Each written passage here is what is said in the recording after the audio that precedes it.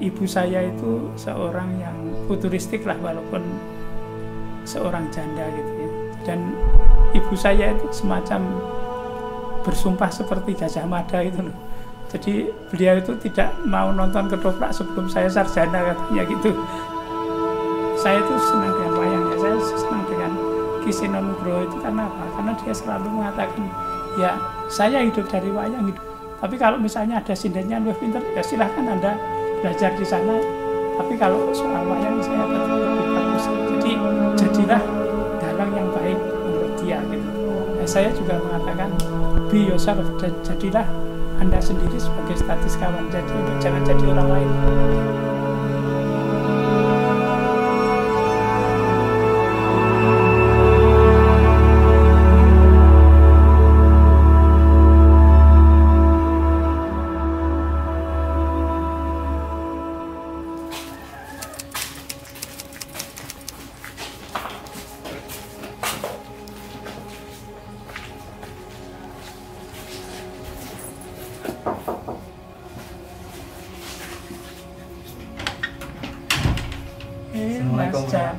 Waalaikumsalam.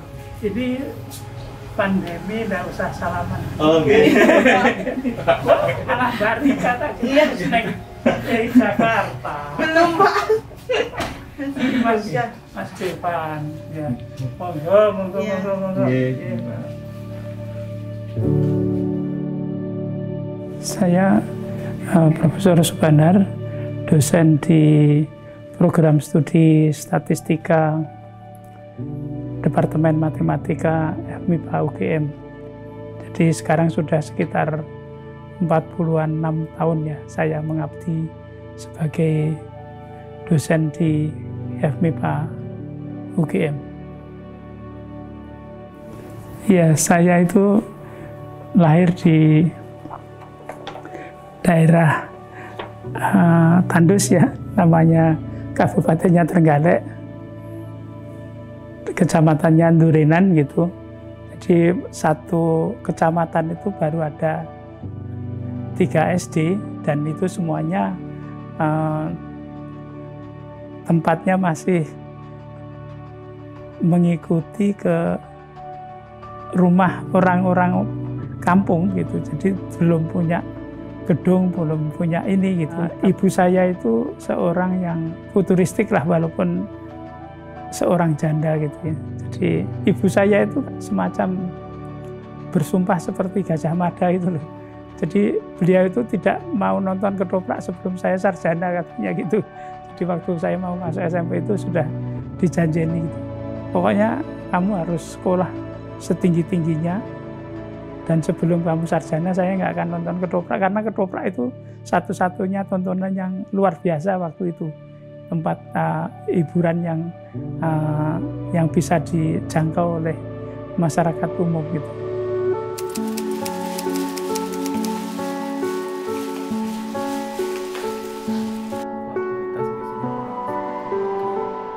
Jadi ya ini aja, Dede. Ikan sederhana aja. Kalau dulu sebelum pandemi? Sebelum pandemi banyak jalan kaki. Kompleks ya. Cuma kalau di Prancis itu malah sekolah itu dari dulu jarang, tidak pernah ditutup. Oh, enggak online berarti Pak kalau di? Enggak. Lihatnya memang walaupun negara maju juga beda kan. Amerika itu kan tetap aja perdebatan antara luring sama daring. Tapi kalau Prancis itu dari dulu luring. Karena di Indonesia kan juga takutnya masker aja kan sebenarnya mahal. Nah kalau untuk makan aja kurang, apalagi masker itu kan kebutuhan ekstra ya.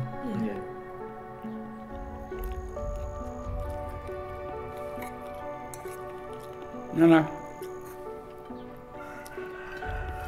saya waktu SD itu susu itu kan mahal, orang nggak bisa beli susu kan. Tapi pemerintah kan merasakan susu itu penting. Jadi di rumah kepala desa gitu disediakan susu sak galon gitu, sak gede banget itu. Anak-anak disuruh minum di situ. Gitu. Kapan saja atau ada waktu-waktu khusus? Ya, tiap hari. Oh. Jadi susunya itu kan disediakan tiap hari. Jadi itu cerita bahwa zaman saat itu belum orang mikir gizi gitu, gizi anak itu. Iya.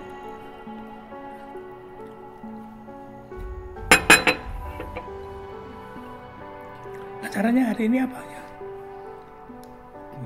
Main-main aja pagi ini. Iya. Cuma saya ada kuliah ini. Oh, iya. Jadi ada kuliah jam 10:30. Oh tapi lupa ya, aku tadi belum makan ikan ya. Makan iya, ikan dulu ya. Oh, iya. Ya. Iya.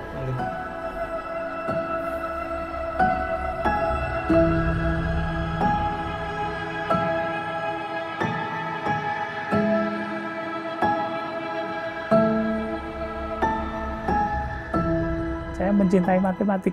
Saya belum kepikiran besok itu jadi apa, itu nggak ada lah. Pokoknya yang penting senang matematik gitu. Nah itu kemudian dicerminkan dengan, kalau dulu ya kayak namanya bintang pelajar gitulah di SMP 1. Waktu itu ada brosur dari FIPA UGM. Di situ ada mahasiswa belajar matematik. Saya pikir ada ya di universitas itu yang khusus belajar matematik. Akhirnya saya sudah mulai belajar di FIPA. Itu mahasiswa barunya kalau nggak salah 20. Tahun kedua sudah jadi 15. Kemudian untuk ke sarjana itu harus ada yang namanya qualifying exam, tinggal 8. Nah yang minat statistika itu hanya 2. Nah dari situ saya belajar bahwa setiap masalah itu kan penyelesaiannya melalui model ya. Saya belajar dari fisika itu ada yang model itu yang ya seperti hukum Newton itu F sama dengan MA selesai gitu. Tapi kalau sudah distribusi elektron, Fermi-Dirac itu menurut dosen saya waktu itu Profesor Baikuni itu ada pola stokastik gitu. Belajar pun kan juga begitu, kalau ada pelajaran persamaan diferensial kan modelnya itu fix gitu ya. Tapi juga ada yang model probabilitas, ya ada stokastik. Oh saya pikir kok ini yang lebih menarik kalau kita bisa memasukkan unsur stokastik, sehingga saya memilih ke minat statistika. Dan juga dosen statistiknya ini tinggal 2, Ibu Retno sama Ibu Sri Pangesti, karena yang senior Profesor Sanjawi itu sekolah di Amerika, Dr. Landes Praptono MA itu jadi dosen di Malaysia. Wah ini kan kurang banget gitu.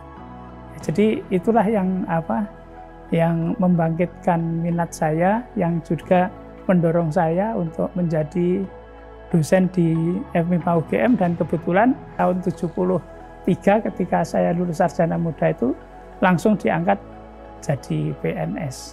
Karir dosen itu saya kira kita sudah ngerti ya, mesti harus ke S3, kemudian saya masih teringat dulu Amerika gitu, pengen ke Washington DC gitu. Saya mikir kesenangan itu bisa membawa kepada belajar yang lebih giat itu ya. Profesor Sanjawi yang mendirikan program studi statistika itu rawuh, beliau mengatakan ya sudah ini tak rekomendasikan aja saya ke sana. Kebetulan juga ada beasiswa Bank Dunia, saya memenuhi syarat diterima di Madison, Wisconsin. Jadi akhirnya saya kuliah di Department of Statistics University of Madison, Wisconsin itu.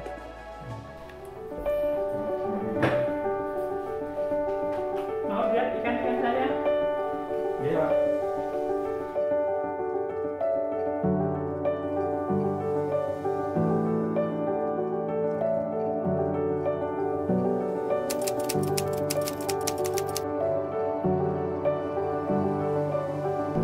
Terus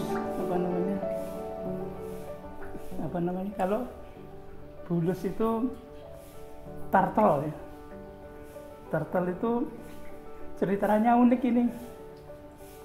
Dulu ini sejak anak saya kecil beli turtle ini dia dimasukkan di gelas gitu, tapi begitu ada ini itu bisa lari ke sini cari tempat ini sampai sekarang ini. Jadi ini sudah seusia anak saya. Jadi mungkin anak saya 8 tahun seneng beli bulus ini, sekarang anak saya sekitar 36, jadi ini sudah lebih dari 20 tahun ini umurnya juga turtle-nya ini. Kalau apa namanya, kalau tanaman gitu ya seneng biar untuk oksigen kita, untuk pernapasan. Jadi ya itu pengen rumah yang lebih sehat gitu ya.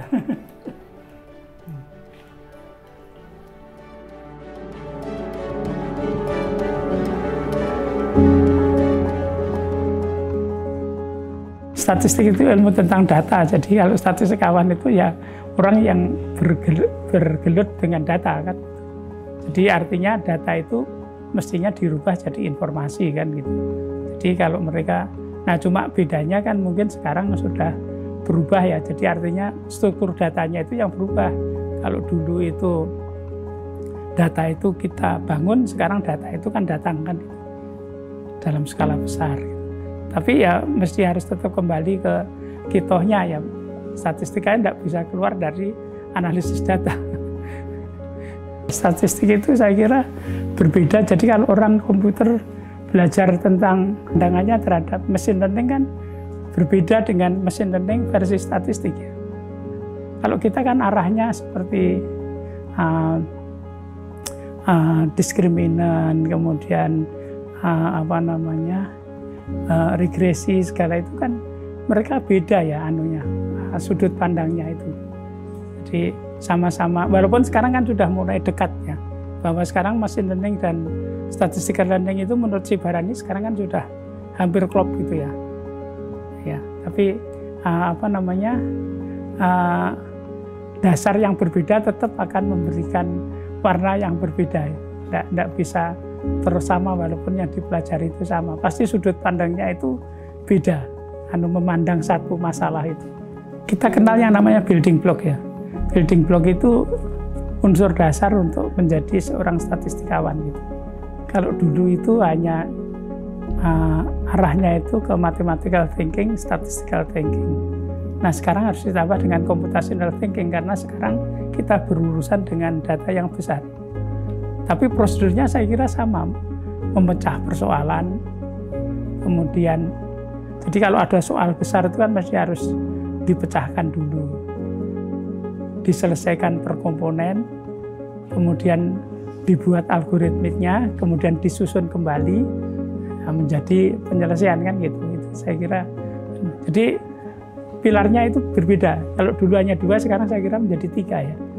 Jadi statistical thinking of course itu selalu dari dulu kan. Mathematical thinking karena juga menganggap beberapa metode untuk melakukan inferensi itu kan dasarnya matematik ya. Jadi memerlukan mathematical thinking. Sekarang orang harus ditambah lagi dengan computational thinking. Ada juga yang seperti di dalam mathematical thinking itu kemampuan abstraksi itu kemampuan untuk nerawang masa depan ya. Itu memang itu juga melatih. Jadi abstraksi itu melatih masa depan. Computational thinking itu berpikir sistematisnya kan gitu. Jadi itu ya kita hanya menyiapkan cara berpikir aja. Kalau menyiapkan untuk pekerjaannya ya kan bisa, pekerjaannya belum tentu ada dan belum tahu kita tahu jadi apa kan. Jadi kalau ada disruption itu orang kaget, orang gumun gitu loh. Oh ya wis itu hidup gitu. Kita harus ngerti cara kerja orang lain dan apa yang kita harus kerjakan itu kan kita kenal yang kita sebut dengan apa jenenge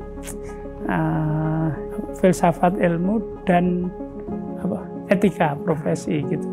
Etika profesi itu ya kita harus ajarkan ke mereka etikanya kalau jadi data scientist itu apa. Seperti misalnya tidak boleh membocorkan rahasia dan seterusnya. Seperti seorang dokter saja kan, dokter itu tidak boleh mengatakan, wah saya tadi ngobati itu sedulurmu yang gini. Saya kira itu sudah tahu secara umum itu dilarang ya. Kita pun juga nggak boleh kan membocorkan apa yang kita kerjakan. Itu saya kira kita harus pegang etika profesi kita, karena kita juga berurusan dengan orang-orang yang sekarang tidak mungkin bekerja dalam statistik aja kan. Saya banyak bekerja di konsultan Six University Development Project untuk pengembangan MIPA di Tanjung Pura, Undip, sama UNER. Saya pernah bekerja bersama-sama dengan Canadian International Development Agency, itu untuk untuk menginisiasi, artinya untuk menginisiasi MIPA di Indonesia Timur ya, kalau nggak salah itu. Terus kemudian kerjasama dengan Belanda untuk riset workshop ya, yang kemudian menghasilkan calon doktor ya. Ada sekarang Profesor Wayan Mangku sama siapa ya, banyak yang sekarang itu sekarang yang banyak yang sudah jadi doktor itu kan hasil kerjasama yang saya sifatnya membantu dari ekspertis dari Belanda. Kelihatannya ya saya pernah juga diberi amanah untuk menjadi Direktur Semiokitab and Matematik 2010-2016. Kalau di MIPA pernah menjadi amanah menjadi dekan 2000-2008. Pemikiran statistical thinkingnya ya pasti ada lah gitu. Jadi kalau di kalau di Semiokitab itu kan orang kan umumnya itu kalau mengadakan pelatihan ya pelatihan gitu aja. Tapi saya waktu itu mikir dampak. Jadi dampaknya itu gimana ngukurnya gitu. Jangan hanya melatih guru tapi nggak tahu dampaknya kan gitu. Itu saya kira ada yang harus dikerjakan di situ. Dan juga kata kuncinya itu sumber daya. Sehingga saya waktu itu di Semiokitab itu berhasil membuat, kalau awalnya itu kebanyakan itu banyak tukang administrasinya, sekarang lebih banyak ahli matematik dan statistiknya di sana gitu. Jadi kita geser gitu ya. Saya kira karena ini satu lembaga yang bergerak kepada pelatihan guru-guru ya. Jadi jangan sampai terlalu banyak administrasinya gitu. Administrasi itu bisa sedikit aja tapi asalkan efektif. Saya yang ngajari pertama kali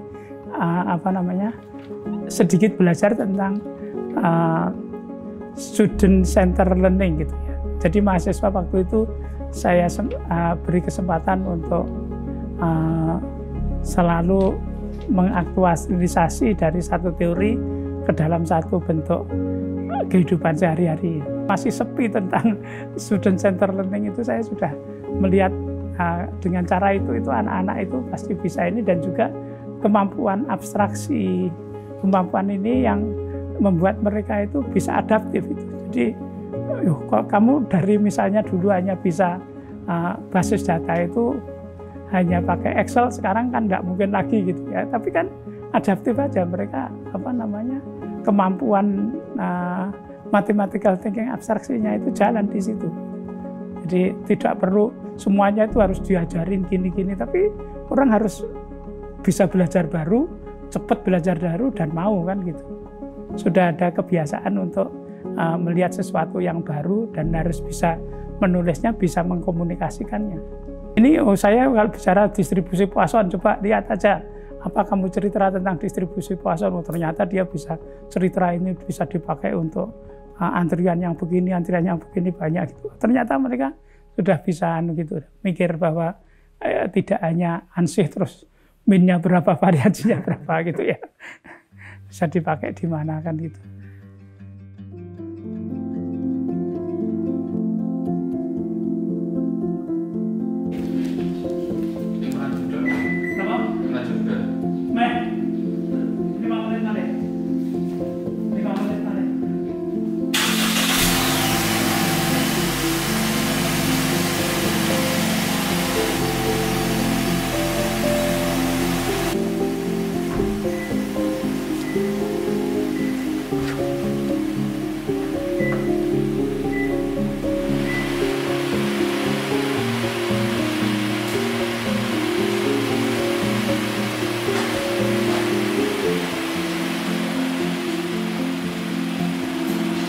Itu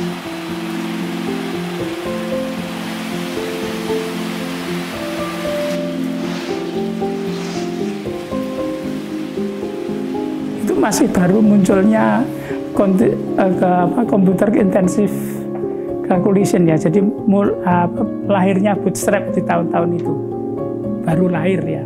Jadi baru peranan komputer dalam sampling ya. Resampling itu baru tahun-tahun itu baru lahir.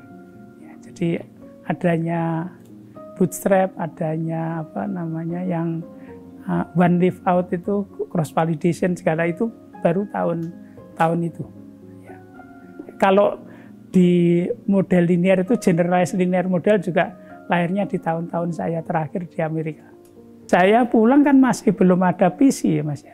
Yang ada itu gede banget IBM terus layarnya mau sak mini itu satu kecil banget itu. Jadi itu yang dipunyai personal gitu. Lainnya mesti harus pergi ke lab. Tapi waktu itu sudah mulainya komputer intensif calculation ya. Jadi artinya yang semuanya statistik itu berbasis perhitungan komputer itu. Kalau saya dulu bekerja itu, walaupun saya itu diajari Profesor Suharto topologi, itu enjoy yang ada saja, enjoy belajar aja gitu. Enjoy belajar, nanti dari enjoy belajar itu kadang-kadang kita akan menemukan benang merah apa yang dipelajari dan juga mungkin satu ketika akan mengerti besok itu pekerjaan itu seperti apa, itu mengalir berikutnya gitu. Jadi terutama itu entusiasme dalam belajar aja itu modal yang nomor satu. Belajar apa itu dan jenisnya apa itu menurut saya masih nomor dua ya, tapi entusiasme belajar itu yang nomor satu. Kalau sudah ada entusiasme itu semuanya akan ngikutin gitu. Tapi kalau hanya selalu mikir aku besok bekerja ini apa aja yang harus dipelajari, itu nanti nggak ketemu. Tahu-tahu bidang ini sudah beda lagi gitu. Tapi kalau entusiasme itu kan artinya apapun yang kalau ada perubahan itu adaptif kita.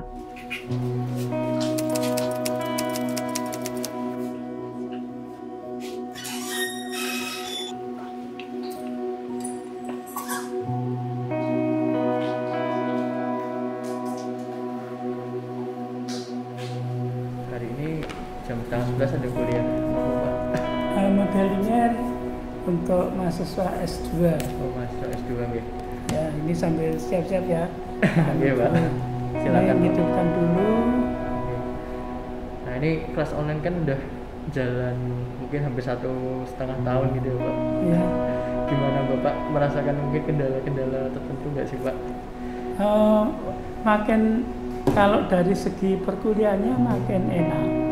Karena kita makin mengerti teknologinya ya. Makin sudah biasa mulai komunikasi dengan baik melalui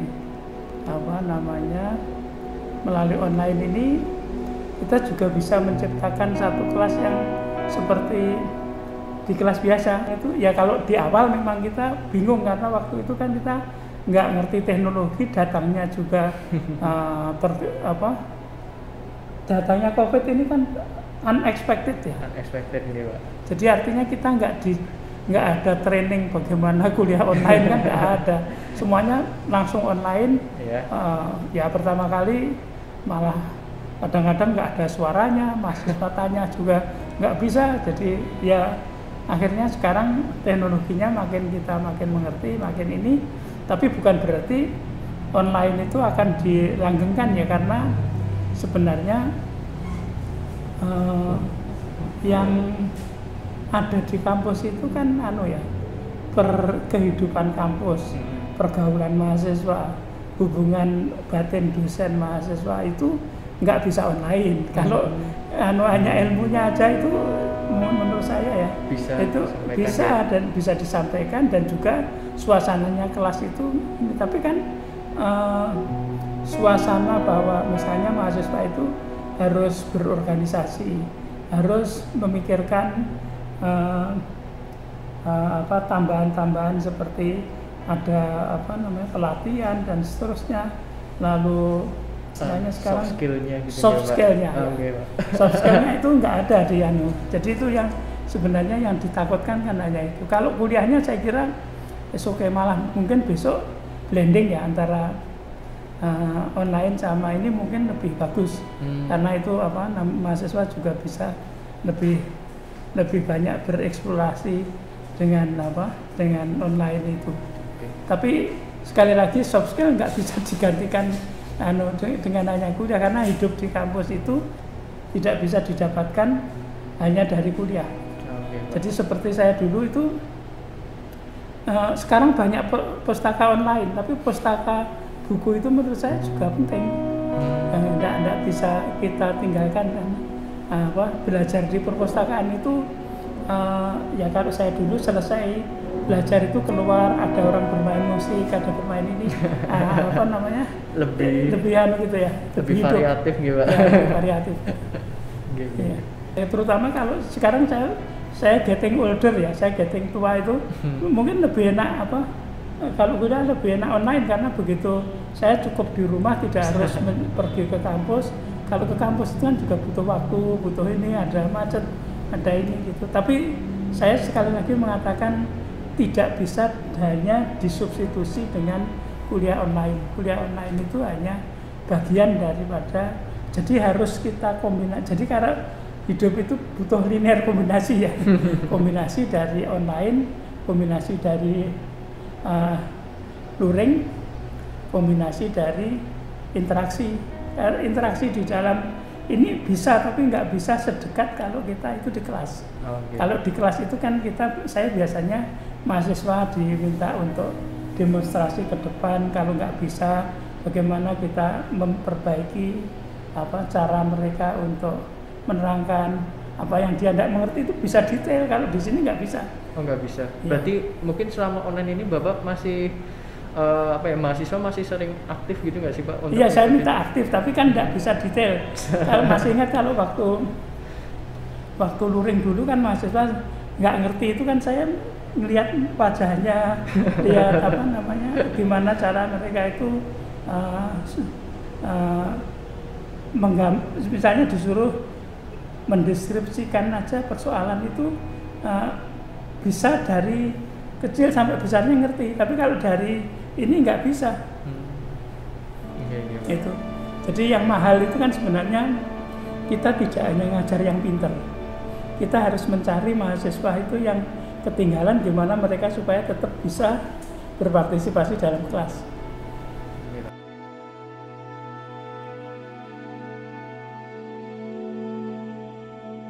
Di dunia itu tidak mungkin ada yang sempurna, jadi selalu ada ruang perbaikan gitu. Dan ini kan juga yang membuat universitas itu tetap hidup, karena selalu ada persoalan. Karena kalau sudah ada soal dikatakan berhenti, kan berarti universitas juga berhenti, nggak ada disertasi, nggak ada tesis, nggak ada skripsi. Ya, jadi dunia itu pasti apapun itu di dunia itu nggak ada yang sempurna. Jadi mesti ada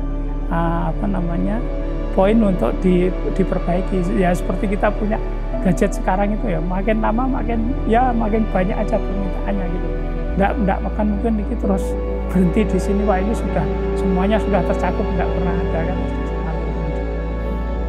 Jadilah seorang statistikawan aja. Jadi be yourself, jangan jadi orang lain gitu.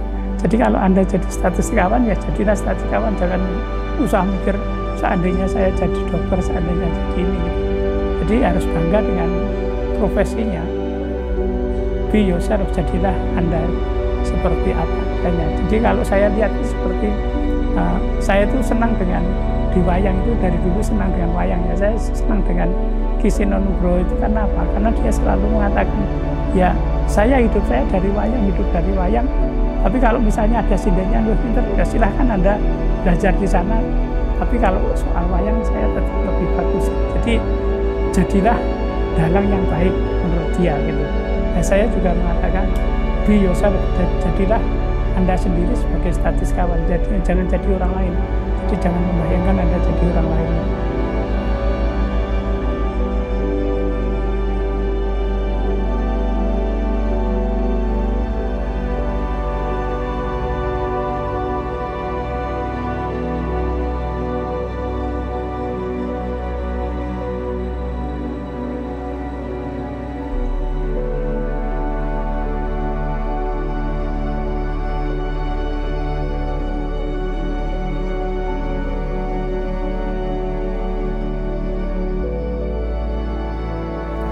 saya kebetulan mewakili wisudawan untuk memberikan sambutan. Ini yang di podium ini saya mewakili wisudawan. Ini teman-teman satu MIPA itu yang coba kita lihat 1, 2, 3, 4, 5, 6, 7, 10 wisudawan. Sedikit banget loh, enggak seperti sekarang banyak banget. Jadi ini diapresiasi oleh rekan senior saya, Profesor Soyo Guritno dan almarhum Dr. Andes Sarjono SU.